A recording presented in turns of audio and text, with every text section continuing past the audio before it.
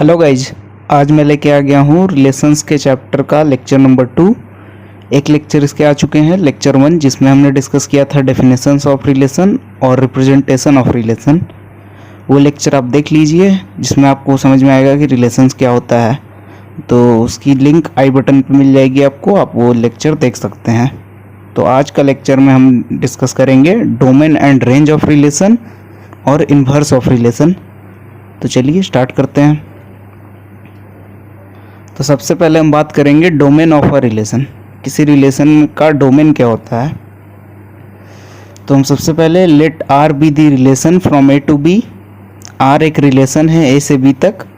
The domain of relation R is the set of all those elements A belongs to A such that A B belongs to R for some B belongs to B. जो कोई relation का domain होगा वो जो होगा ए belongs to A, जो मतलब set अगर ए से बी तक गया है, मतलब रिलेशन ए से बी का हमें निकालना है, तो जो स्मॉल ए होगा जो कि ए को बिलोंग कर रहा है, सेट ए को बिलोंग कर रहा है, जहाँ पे ऑर्डर्ड पेयर ए बी जो है वो रिलेशन को बिलोंग कर रहा है। जो आर रिलेशन है ए से बी में, सेट ए से सेट बी में जो रिलेशन है आर, उसमें जो ऑर्डर्ड पेयर ए बी है वो ए बी ऑर्डर्ड पेयर से रिलेशन आर को बिलोंग कर रहा है। और जहाँ जो वहाँ पे जो ए है स्मॉल ए, ऑर्डर्ड पेयर में जो स्मॉल ए है जो कि कैपिटल ए का एलिमेंट है, वही डोमेन होगा किसी एलिमेंट बी के लिए जो कि सेट बी का एलिमेंट है। ठीक है, मतलब जो रिलेशन होगा ऑर्डर्ड पेयर, जिसका ऑर्डर्ड पेयर होगा, उसमें जो स्मॉल ए है वो जो होगा वो डोमेन होगा रिलेशन का। ठीक है, और जो ये बी है, बी किसका है, कैपिटल बी का एलिमेंट है, और जो ए है वो सेट ए का एलिमेंट है। ठीक है, और इसको लिखते हैं it is written as dom R. इसको मतलब डोमेन को शॉर्ट में इस तरीके से लिखते हैं, डोमेन ऑफ आर। और जो डोमेन ऑफ आर होता है वो क्या होता है, इसको अगर हम सेट बिल्डर फॉर्म में लिखें, a belongs to A such that A B belongs to R for some B belongs to B. जो डोमेन होगा वो स्मॉल ए होगा, जो किसको बिलोंग करेगा, कैपिटल ए को, जहाँ पे जो ए बी ऑर्डर पेयर है वो आर को बिलोंग करेगा, किसके लिए, कुछ बी के लिए जो कि सेट बी को बिलोंग करेगा। ठीक है, यही लिखने का तरीका है। मतलब हम ऐसा देखेंगे कि ऑर्डर्ड पेयर का जो पहला कंपोनेंट होगा वही होगा डोमेन। किसी रिलेशन में जितने ऑर्डर्ड पेयर हैं उनके जितने पूरे कंपोनेंट हैं, उनका जो पहला एलिमेंट है वही डोमेन होगा। ठीक है, मतलब डोमेन जो है वो पहला एलिमेंट या पहला कंपोनेंट जो ऑर्डर्ड पेयर का रहेगा वही होगा डोमेन ऑफ किसी रिलेशन का। ठीक, उसके बाद अगर हम देखें रेंज ऑफ रिलेशन, किसी रिलेशन का रेंज क्या होता है। Let R be the relation from A to B. R एक रिलेशन है ए से बी तक। The range of relation R is the set of all those elements b belongs to B such that A B belongs to R for some a belongs to A. जो range होगा relation का वो small b होगा, ordered pair a B का, small b होगा जो कि capital B का एलिमेंट है, किसके लिए, कुछ ए के लिए, जहाँ जो कि कैपिटल ए का एलिमेंट है। जो रेंज होगा किसी रिलेशन का वो ऑर्डर्ड पेयर का सेकेंड कंपोनेंट होगा, रिलेशन के ऑर्डर्ड पेयर का सेकेंड कंपोनेंट यानी स्मॉल बी, जहाँ पे स्मॉल बी किसका एलिमेंट है, सेट बी का एलिमेंट है। और जहाँ पे ऑर्डर्ड पेयर ए बी जो है वो रिलेशन को बिलोंग कर रहा है, किसके लिए, for some A, small A belongs to capital A यानी सेट ए का, मतलब जहाँ पे कुछ ए के लिए जो ए जो है वो सेट ए का एलिमेंट है। इसी को अगर इस फॉर्म में देखें तो range of R is equal to b belongs to B such that A B belongs to R for some a belongs to A. ठीक है, मतलब ये जो होगा बी होगा, यानी ऑर्डर्ड पेयर जितने रिलेशन में बन रहे हैं उनका सेकेंड कंपोनेंट या फिर सेकेंड कोऑर्डिनेट होगा। लेकिन इसको हम ये नहीं कहेंगे कि ये ए क्रॉस बी का पूरा एलिमेंट होगा ऑर्डर पेयर का, वैसे नहीं। रेंज जो होगा वो रिलेशन का सेकेंड कंपोनेंट होगा। उसी तरह जो डोमेन हमने बताया, डोमेन जो होगा वो रिलेशन का फर्स्ट कंपोनेंट होगा। तो डोमेन फर्स्ट कंपोनेंट होगा रिलेशन का, मतलब रिलेशन के जितने ऑर्डर पेयर है उसके उनका फर्स्ट कंपोनेंट या फिर फर्स्ट कोऑर्डिनेट होगा। और जो रेंज होगा वो सेकेंड कोऑर्डिनेट होगा जितने रिलेशन के ऑर्डर पेयर होंगे उनके। ठीक है, आगे देखें कोडोमेन ऑफ रिलेशन। किसी रिलेशन का कोडोमेन क्या होगा। Let R be the relation from A to B, R एक रिलेशन है ए से बी तक, then set B is called the codomain of relation R. तो जो सेट बी होगा उसको हम कोडोमेन कहेंगे रिलेशन आर का, ठीक है। अगर ए से बी तक कोई रिलेशन दिया है जहां सारे रिलेशन के ऑर्डर पेयर दिए हैं, तो उसमें जो ऑर्डर पेयर में जो पहला कंपोनेंट होगा वो डोमेन होगा, दूसरा कंपोनेंट जो होगा वो होगा रेंज। लेकिन जो कोडोमेन होता है, जो कोडोमेन होता है किसी रिलेशन का, वो सेट बी को कहते हैं। अगर ए से बी तक कोई रिलेशन है तो सेट बी उसका कोडोमेन होगा। अगर बी से सी तक रिलेशन है तो सेट सी कोडोमेन होगा। उसी तरह ए से ए तक रिलेशन है तो ए ही कोडोमेन होगा, ठीक है। अगर ऐसा हुआ तो जो रेंज होगा, रेंज जो होता है सेकेंड कंपोनेंट होता है, और सेकेंड कंपोनेंट सारे बी को बिलोंग करते थे रेंज में, तो इसलिए range of relation is the subset of codomain. तो जो रेंज होगा रिलेशन का वो सबसेट होगा कोडोमेन का, ठीक है। क्योंकि कोडोमेन में पूरे बी के एलिमेंट आ गए और रेंज में उतने ही आएंगे जितने रिलेशन में होंगे, क्योंकि रिलेशन में ही जितने ऑर्डर्ड पेयर्ड हैं उनमें कुछ एक मतलब ऑर्डर्ड पेयर्ड में पहला कंपोनेंट ए सेट ए का है, उसमें कुछ ए के एलिमेंट्स हैं, और जो दूसरा कंपोनेंट है वो सेट बी का है, उसमें कुछ सेट बी के एलिमेंट्स हैं। लेकिन जो कोडोमेन होगा वो पूरा बी का एलिमेंट्स होगा, इसलिए कोडोमेन ऑफ रिलेशन जो है वो सुपर सेट है रेंज ऑफ रिलेशन का, यानी रेंज ऑफ रिलेशन हो गया सबसेट हो गया कोडोमेन का, ठीक है। सबको अगर एग्जाम्पल से समझे तो यहाँ let a is equal to 1238, b is equal to -136 and a is related to b means a less than b। यहाँ पे दो सेट दिए हैं a और b जिनके एलिमेंट्स हैं 1238 और b के हैं -136। और a और b में रिलेशन क्या है कि a जो है लेस देन b है, मतलब जो रिलेशन होगा उसका पहला कोऑर्डिनेट जो होगा वो छोटा होगा दूसरे कोऑर्डिनेट से, ठीक है। यही रिलेशन दिया है। तो हमें देखना है जैसे कि सबसे पहले कार्टेशियन प्रोडक्ट हम क्या निकालेंगे, तो a क्रॉस b क्या निकलेगा, -1 1 1 3 1 6 2 -1 2 3 2 6 3 -1 3 3 3 6 8 -1 8 3 8 6। ये कार्टेशियन प्रोडक्ट निकला a और b का। तो रिलेशन हमें ऐसा बताना है कि जो पहला कोऑर्डिनेट हो वो दूसरे कोऑर्डिनेट से छोटा होगा, इसलिए यहाँ a और b means a less than b दिया है। तो पहला कोऑर्डिनेट अगर छोटा होगा दूसरे से तो वो क्या क्या होंगे, सिर्फ वो होंगे 1 3 1 6 2 3 2 6 3 3 3 6 3 3 नहीं 3 6 1 3 1 6 2 3 2 6 एंड 3 6, बस इतने ही होंगे। और तो इसमें कोई है नहीं इसका कोई ऐसा सबसेट जो कि जिसके पहले कोऑर्डिनेट दूसरे से छोटा हो, वैसा तो है नहीं कोई, बस इतने ही सबसेट हैं जो ये रिलेशन को फॉलो कर रहे हैं। तो इसका मतलब आर यही हो गया, relation between A and B, ये relation from A to B यही हुआ। तो अगर इसका हम डोमेन का बात करें तो डोमेन जो होगा वो रिलेशन का पहला कोऑर्डिनेट का होता है, ऑर्डर्ड पेयर का पहला कोऑर्डिनेट जो होता है वही डोमेन का सेट होता है किसी रिलेशन का। तो यहाँ डोमेन ऑफ आर क्या हो जाएगा, जो पहला कोऑर्डिनेट है ऑर्डर पेयर का, तो ऑर्डर पेयर का पहला कोऑर्डिनेट क्या है, 1 है 1 है 2 है 2 है 3 है। तो पहला कोऑर्डिनेट जो है वो है 1 2 एंड 3, बस यही है। तो उनका सेट हम लिख देंगे तो वो डोमेन हो जाएगा इस आर का। तो डोमेन क्या हो जाएगा आर का, 1 2 3 सेट है यहाँ पे, ठीक है। उसके बाद अगर रेंज का बात करें, रेंज जो होगा वो सेकेंड कोऑर्डिनेट होगा उस रिलेशन का। तो सेकेंड कोऑर्डिनेट क्या होगा रिलेशन का, 3 6 3 6 6, यानी 3 और 6 ही सिर्फ एलिमेंट्स हैं जो कि रिलेशन में पार्ट ले रहे हैं, यानी 3 और 6 हो जाएगा, वो रेंज हो जाएगा, ठीक है। तो डोमेन हमें पता चल गया क्या होगा, 1 2 3 और रेंज 3 और 6, ये दोनों सेट्स हैं, ठीक है, जिनमें डोमेन के जो एलिमेंट है वो पहला ऑर्डर पेयर का पहला जो कोऑर्डिनेट है जो कि सारे ए को बिलोंग कर रहे हैं, और जो रेंज है वो ऑर्डर पेयर का दूसरा कोऑर्डिनेट है जो कि सारे बी को बिलोंग कर रहे हैं, यानी बी के एलिमेंट्स हैं। उसके बाद तो डोमेन और रेंज हम निकाल लिए, इसी तरह से डोमेन और रेंज निकलेगा, पहला कोऑर्डिनेट डोमेन दूसरा कोऑर्डिनेट रेंज, ठीक है। उसके बाद हम बात करेंगे कोडोमेन की। कोडोमेन क्या होगा, तो कोडोमेन हमने क्या बताया, अगर ए से बी तक रिलेशन है तो कोडोमेन होगा सेट बी, तो कोडोमेन हो गया सेट बी यानी -136। तो रिलेशन का डोमेन हुआ यही हुआ जो सेट बी होगा। और डोमेन और रेंज भी हमें पता चल गया कि डोमेन फर्स्ट कंपोनेंट होगा या फिर फर्स्ट कोऑर्डिनेट होगा ऑर्डर्ड पेयर का जो कि रिलेशन में हो, और रेंज सेकेंड कोऑर्डिनेट होगा ऑर्डर पेयर का। ठीक है, तो बस ऐसे ही था एग्जाम्पल। उसके बाद अगर हम नेक्स्ट एग्जाम्पल देखें, यहाँ दिया है let R be a relation defined by R is equal to X plus one X plus five for all X belongs to 1 2 3 4 5 find the domain and range of R. यहाँ पे एक example दिया है जहाँ जो आर है उसका order pair दिया है x plus one X plus five, जहाँ सारे एक्स 1 2 3 4 5 सेट को बिलोंग कर रहे हैं। तो हमें बताना है डोमेन और रेंज आर का।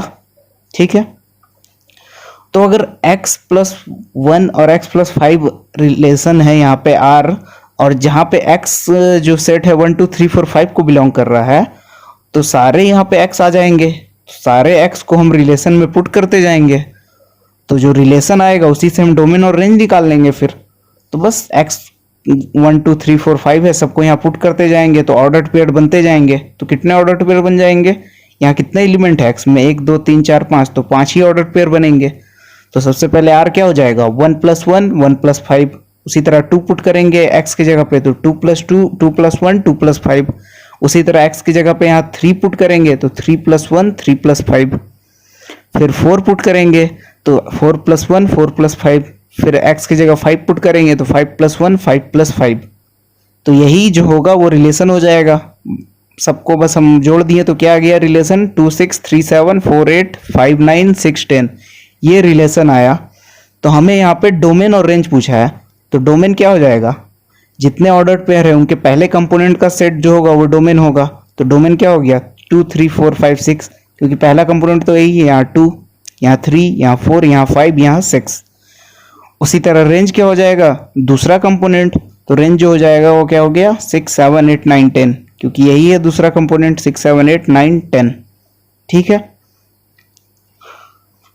इसका कोडोमेन के बारे में कुछ नहीं दिया है, डायरेक्ट रिलेशन ही दिया है, इसलिए हम डोमेन और रेंज निकालें। यहाँ हम कोडोमेन की बात नहीं करेंगे, यहाँ कुछ ऐसा बताया ही नहीं है कि रेंज कहाँ से कहाँ तक निकाल रहे हैं, कौन से सेट से कौन से सेट तक निकाल रहे हैं।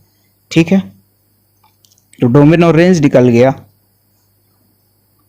उसके बाद अगर हम नेक्स्ट एग्जांपल देखें, यहाँ दिया है let R be a relation on set of natural numbers n defined by x related to y implies and implied by x plus 2y is equal to 14 for all x y belongs to n, find the domain and range of r। यहाँ पे जो है r relation है natural number का, जो कि x related to y किस तरीके से है, x प्लस 2y 41 के इक्वल है। एक x और y में रिलेशन का एक इक्वेशन दिया है x plus 2y is equal to 41 for all x belongs to n and y belongs to n, जहां सारे x जो है और y जो है वो नेचुरल नंबर को बिलोंग कर रहे हैं। तो हमें डोमेन और रेंज निकालना है इस रिलेशन का। तो सबसे पहले अगर हम देखें x प्लस 2y 41 है, तो x प्लस 2y 41 लिख लिए। तो यहाँ से अगर देखें तो x किसके इक्वल आएगा 41 माइनस 2y के इक्वल। तो अगर x 41 माइनस 2y के इक्वल है और x और y दोनों नेचुरल नंबर है, तो हम y का नेचुरल नंबर यहाँ पुट करके देखेंगे। तो y हम नेचुरल नंबर कहाँ से कहाँ तक लाई करता है 1 2 3 4 5 अप टू इन्फिनिटी तक जाता है। तो हम वही 1 2 3 4 5 6 ऐसे ही पुट करते जाएंगे y की जगह पे। तो जब y की जगह पे हम 1 2 3 4 5 पुट करेंगे, तो यहाँ हम जैसे देख पा रहे हैं यहाँ पे 41 माइनस 2y, तो सबसे पहले अगर हम y1 पुट करते हैं तो यहाँ क्या हो जाएगा 41 माइनस 2, तो यहाँ हो गया 39। तो x का वैल्यू हमें मिला 39। उसी तरह अगर y को 2 पुट करेंगे तो x का वैल्यू हमें यहाँ से मिलेगा 37। फिर y को 3 पुट करेंगे x का वैल्यू मिलेगा 35। ठीक है, ऐसे ही x का वैल्यू हमें घटते जा रहा है, 39 से स्टार्ट हो रहा है और 2 घटते जा रहा है। और y का वैल्यू हम लगातार 1 2 3 4 5 ऐसे पुट करते जा रहे हैं। अगर हम ऐसे ही पुट करते करते x का वैल्यू 39 पुट करेंगे, y का वैल्यू 19 पुट करेंगे, तो अगर y का वैल्यू हम 19 पुट करेंगे तो यहाँ x का वैल्यू 3 आएगा। ठीक है, y को 19 पुट किए, x का वैल्यू हमें 3 मिला। उसी तरह y को अगर 20 पुट करेंगे तो x का वैल्यू हमें 1 मिलेगा। ठीक है, यहाँ पुट करके हम देख लेंगे इस इक्वेशन में y का वैल्यू, तो 41 माइनस 2 इंटू 20 यानी 1। तो x का वैल्यू हमें 1 तक मिल गया। उसके बाद भी अगर हम y का वैल्यू 21 पुट करते हैं, तो अगर हम y का वैल्यू 21 पुट करेंगे तो x का वैल्यू हमें मिलेगा -1। ठीक है, जैसे y का वैल्यू 21 पुट किए तो क्या हो जाएगा 41 माइनस 2 इंटू 21, तो ये होगा 41 माइनस 42, ये हो जाएगा -1 के इक्वल। तो हमें x का वैल्यू यहाँ पे -1 मिला, अगर y को हम वो पुट किए तो वो तो हमें नहीं चाहिए। इसका मतलब क्या हुआ, y का वैल्यू जो है वो 20 तक ही जाएगा जिससे हमें x नेचुरल नंबर मिले। ठीक है, ये सब नेचुरल नंबर है, 39, 37, 35, 33, 531 सारे नेचुरल नंबर हमें मिल रहे हैं। तो y तो हम यही पुट कर दिए, अगर आगे भी हम y का वैल्यू अगर पुट करते जाएंगे तो हमें नेचुरल नंबर फिर अब कभी नहीं मिलेगा, हमें बस y इज इक्वल टू 20 तक में ही x जो है वो नेचुरल नंबर मिल गया। ठीक है, तो इसका मतलब क्या हुआ, जो x के वैल्यू हों वो सारे ये हो जाएंगे और y के ये हो जाएंगे, और इन दोनों में अगर हम रिलेशन बनाएं, मतलब ऑर्डर्ड पेयर में इन्हें रखें, तो x का वैल्यू 1 है तो y का वैल्यू क्या है 20, उसी तरह x का वैल्यू 3 है तो y का वैल्यू 19, तो रिलेशन क्या हो गया 120, 319, 518, और सही आगे कहाँ तक 37 अगर x का वैल्यू है तो y का वैल्यू क्या है 2, 37 2, x का वैल्यू 39 है तो y का वैल्यू क्या है 1, तो 39 1, तो जो रिलेशन हुआ यही बना। ठीक है, तो रिलेशन यही हुआ जिसमें सारे नेचुरल नंबर आ गए, इसके बाद और कोई रिलेशन नहीं बनेगा जिसमें दोनों नेचुरल नंबर हों x और y। तो इसका मतलब क्या हुआ, इसका जो पहला कंपोनेंट होगा वो डोमेन होगा और दूसरा कंपोनेंट रेंज होगा। तो पहला कंपोनेंट क्या क्या है 1 3 5, ये सारे x के वैल्यूज हैं फर्स्ट कंपोनेंट जो है रिलेशन के, तो वो सारे क्या हो जाएंगे डोमेन ऑफ r। तो डोमेन ऑफ r क्या हो गया 1 3 5 अप टू 37 39, मतलब ये क्या है 1 3 5 7 9, ये क्या है सब सारे ऑड नंबर्स हैं, जो कि 41 जो ऑड नंबर आएगा उससे छोटे सारे ऑड नंबर हैं, मतलब 41 के पहले जितने ऑड नंबर आ रहे हैं वो सारे ऑड नंबर्स हैं। तो जो डोमेन ऑफ r होगा वो क्या होगा set of odd numbers less than 1, तो जो r डोमेन होगा r का वो होगा सारे ऑड नंबर्स का सेट जो कि 41 से छोटे हैं। ठीक है, उसके बाद अगर हम रेंज देखें तो रेंज क्या होगा, इसका रिलेशन का रेंज जो होगा वो सारे जो सेकंड कंपोनेंट है वो होंगे। तो सेकंड कंपोनेंट इसके जो है क्या क्या है 20, 19, 18, 2, 1, ये सब क्या है y के वैल्यूज हैं। तो जो रेंज हो जाएगा r का वो क्या जाएगा 1 2 3 4 5 अप टू 20 तक, 20 तक नेचुरल नंबर यही y है। तो यहाँ पे y क्या हो गया set of natural number less than 21, मतलब ये सारे नेचुरल नंबर्स होंगे r, रेंज जो होगा वो सारे नेचुरल नंबर का सेट होगा 21 से छोटा। ठीक है, तो यही हो जाएगा रेंज। तो डोमेन और रेंज हमें पता चल गया। अब अगर यहाँ हम कोडोमेन की बात करें तो कोडोमेन क्या होगा, तो फंक्शन कहाँ से कहाँ डिफाइंड है x पे डिफाइंड, n पे डिफाइंड है नेचुरल नंबर पे, तो इसका कोडोमेन भी जो होगा वो n होगा।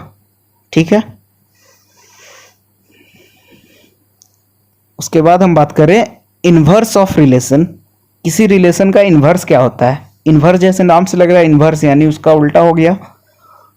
तो जैसे let r be the relation from a to b, r एक रिलेशन है a से b में, then inverse of r denoted by r inverse is a relation from b to a। तो जो इनवर्स होगा रिलेशन का उसको हम डिनोट करेंगे r इनवर्स से, इस तरीके से r का पावर में -1 लिख देंगे फ्रॉम b टू a, और ये रिलेशन जो होगा ये भी एक रिलेशन होगा, इनवर्स जो होगा वो भी एक रिलेशन होगा जो कि b से ही डिफाइंड होगा। ठीक है, जैसे r जो रिलेशन है वो a से b अगर डिफाइंड है तो जो r इनवर्स होगा वो b से a डिफाइंड होगा, जिसको डिफाइंड करने का तरीका है r inverse is equal to ordered pair ba such that ordered pair ab belongs to r। r inverse को हम ऐसे रिप्रेजेंट करेंगे कि जो ba ऑर्डर्ड पेयर होगा वो r इनवर्स होगा, जहां पे जो ऑर्डर्ड पेयर ab है वो r मतलब रिलेशन r को बिलोंग कर रहा है। ठीक है, मतलब ऑर्डर्ड पेयर AB जो है वो सारे ऑर्डर्ड पेयर रिलेशन R के हैं, तो R इनवर्स जो हो जाएगा वो ऑर्डर्ड पेयर BA हो जाएगा। ठीक है, अगर इस तरीके से दिया है AB बिलोंग्स टू R, अगर AB R को बिलोंग कर रहा है मतलब ऑर्डर्ड पेयर AB R के सारे हैं, सारे रिलेशंस के ऑर्डर्ड पेयर हैं AB, तो जो BA हो जाएगा वो R इनवर्स का सारे ऑर्डर्ड पेयर होंगे, जो BA ऑर्डर्ड पेयर BA, जहां पे for all A belongs to A and B belongs to B। तो जो स्मॉल a है वो सेट a का एलिमेंट हो जाएगा और स्मॉल b सेट b का एलिमेंट होगा यहाँ पे। ठीक है, तब हमें उल्टा ले लेना है, ए बी को बी ए कर देना है। और जैसा कि हम जानते हैं ऑर्डर्ड पेयर में हम डिस्कस किया है कि ordered pair a b ordered pair b a के बराबर नहीं होते हैं, बराबर तभी होते हैं जब ए इज इक्वल टू बी हो। लेकिन यहाँ बी ए जो है वो ए बी के बराबर नहीं है। तो अगर ए बी है तो आर अगर सेट रिलेशन आर का ए बी ऑर्डर्ड पेयर है तो रिलेशन जो आर इनवर्स रिलेशन होगा उसका ऑर्डर्ड पेयर बी ए होगा। ठीक है, यही होता है इनवर्स ऑफ रिलेशन। उसके बाद अगर हम देखें, जिस तरह आर इनवर्स जो था वो बी ए था, जहां पे ए बी जो था वो आर का ऑर्डर्ड पेयर था, तो यहाँ पे क्या हो गया, अगर ए बी आर का ऑर्डर्ड पेयर है तो ए बी आर का ऑर्डर्ड पेयर है तो ए और बी ऑर्डर्ड पेयर का जो पहला कंपोनेंट है वो डोमेन होता है और जो दूसरा कंपोनेंट है वो रेंज होता है। तो ये जो स्मॉल ए है उसके सारे स्मॉल ए मतलब पहला कंपोनेंट जो है वो आर का डोमेन है और जो दूसरा बी है वो आर का रेंज है। लेकिन जो आर इनवर्स है उसका जो डोमेन है और रेंज है उसमें ऑर्डर्ड पेयर पहला कंपोनेंट बी हो जा रहा है और दूसरा कंपोनेंट ए हो जा रहा है। तो जो आर इनवर्स का डोमेन होगा, domain of R inverse is equal to range of R. तो जो आर इनवर्स का डोमेन हो जाएगा वो रेंज ऑफ आर होगा और जो रेंज ऑफ आर इनवर्स होगा वो डोमेन आर का होगा। ठीक है, मतलब डोमेन और रेंज भी दोनों का उल्टा हो गया, जिसका डोमेन था उसका रेंज हो गया। अगर आर का डोमेन है तो आर इनवर्स का रेंज होगा और आर इनवर्स का डोमेन है तो आर का रेंज होगा। ठीक है, तो यही है। अगर एग्जाम्पल से देखें तो let A is equal to A B C and B is equal to 1 2। दो सेट ए और बी दिए हैं जिनके एलिमेंट्स हैं ए बी सी और 1 2। मतलब ए का एलिमेंट है ए बी सी और बी का एलिमेंट है 1 2। और एक रिलेशन यहाँ दिया है A1 B2 C2, एक रिलेशन है ए और बी के बीच में। अगर ये देखें ये कार्टेशियन प्रोडक्ट का सबसेट होगा तो यही रिलेशन हुआ। तो एक रिलेशन दिया है A1 B2 C2। ठीक है, तो R इन्वर्स जो हो जाएगा, अगर R ये होगा तो R इन्वर्स जो हो जाएगा बस हम सारे एलिमेंट को उलट देंगे। मतलब A1 है तो 1A कर दिए और जानते हैं कि A1 जो होगा ऑर्डर्ड पेयर वो 1A के इक्वल नहीं होगा। ठीक है, A1 जो है 1A के इक्वल नहीं होगा, जैसे कि AB जो कि है वो BA के इक्वल नहीं होता है। ठीक है, ये ऑर्डर्ड पेयर में हमने डिस्कस किया था AB not equal to BA। तो उसी तरह A1 not equal to 1A होगा, तो बस हम R इन्वर्स में इसको उलट दिए तो A1 1A हो गया, B2 2B हो गया, C2 2C हो गया। तो यही होता है इन्वर्स ऑफ रिलेशन। मतलब इसके जो डोमेन्स है वो क्या है, A B और C डोमेन होगा और रेंज 1 2 होगा। लेकिन इसका जो डोमेन होगा वो होगा 1 2 और रेंज होगा A B और C। ठीक है, बस हम दोनों को पलट दिए। और ये जो रिलेशन है R इन्वर्स जो होंगे वो B से A तक जाएंगे। जो R है वो A to B है और R इन्वर्स जो होंगे वो B to A होंगे। ठीक है, तो बस यही था रिलेशन A और B के बीच का, जिसमें हम इन्वर्स उसका निकाल दिए। बस आज के लेक्चर में इतना ही। अगर आपने अभी तक चैनल को सब्सक्राइब नहीं किया तो सब्सक्राइब कर लें और नोटिफिकेशन बेल भी दबा दें, जिससे नेक्स्ट लेक्चर के नोटिफिकेशन आपको जल्द ही मिल जाए। तब तक के लिए पढ़ते रहें।